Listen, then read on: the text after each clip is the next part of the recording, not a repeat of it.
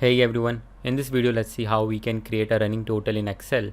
So basically the method or the idea behind creating the running total is that if I place my cursor on a particular date, what I want to do is simply sum the sales amount on that given day as well as all the dates that are lesser than that day. So in this example, if I am on the 5th of January, what I want to do is simply sum 48 plus all the days that are prior to that day.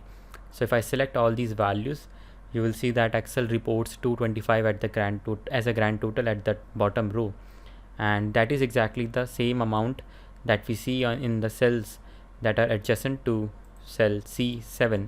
And if I select all these values, the grand total is 496, and that is exactly same value that we have in the last row of that table.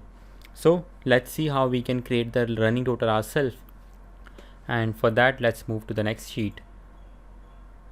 And the first thing that we are going to do is simply open the if function, and what I'm going to do is simply select this range and I'm going to make it absolute so that it doesn't move anywhere.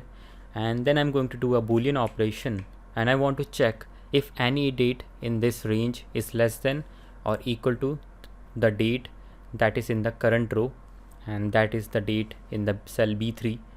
And I'm not going to make it absolute for the row but for the column, so that if I move it, it is the cell reference doesn't change.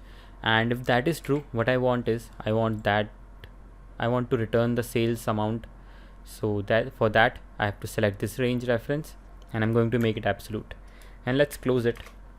So you can see that Excel has spilled the result of that formula, and the condition, which is if that is less than the current cell, is only true for the current row, because this date is equal to this itself and it is not less than itself. So if I copy and place this formula in the next row and remove it from the first row, you can see that in the second row it returns the values of the first two cells, and if I copy and paste it in the third row, now it returns all the first three values, which signifies that all the dates that are equal to or less than the current date in the current row. And using that logic, what we can do is simply sum all the values that the if function is returning. And to do that, what I need to do is simply wrap that if inside the sum function and press enter. And let's drag this formula to the end, and you can see that it is returning the exact same value. And if I select any random range, it should return 299 at the grand total, which it is returning. And this was the way if you are using Office 365.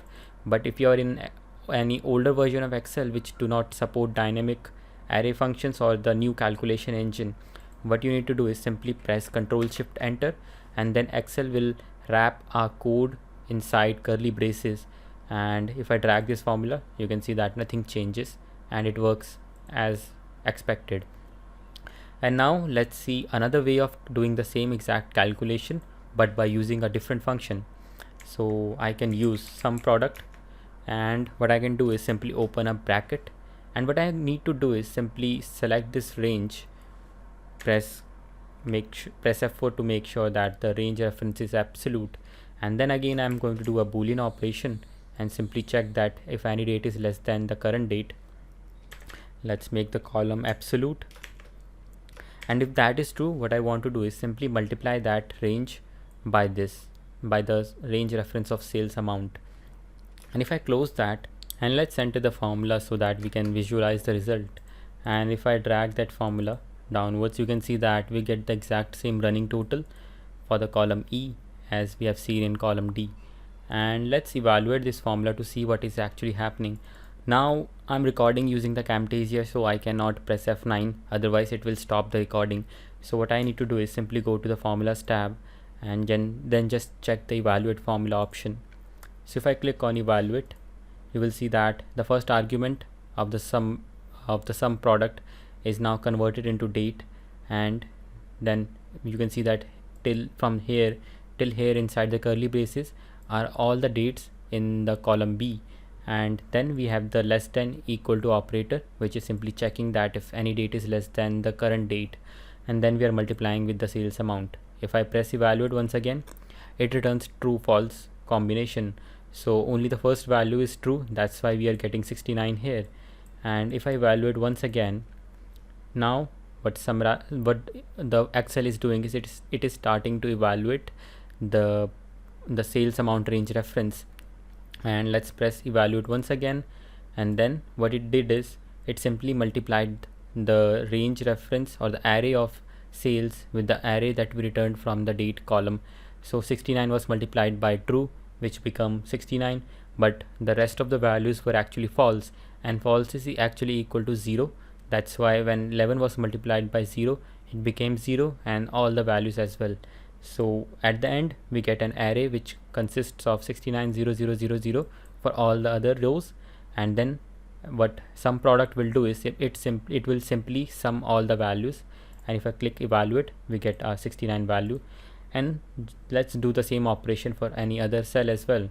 So if I click on evaluate, we get our boolean operation, then the multiplication happens. The first four or five arguments are actually true, 1 2 3 4 5 6 arguments, and then for the first 6 arguments the sales amount will be multiplied by 1. And if I evaluate once again, you can see that I get 69, 11, 64, 33 and so on, and the rest where it was false we are returning 0. And then at the end sum product is summing those values, and that's why we get a 299. And let's close that. So that was how you can create a running total in Excel by using two different methods. And if you have any questions, just let me know in the comment section, and I will see you in the next video. Until then, have a great day.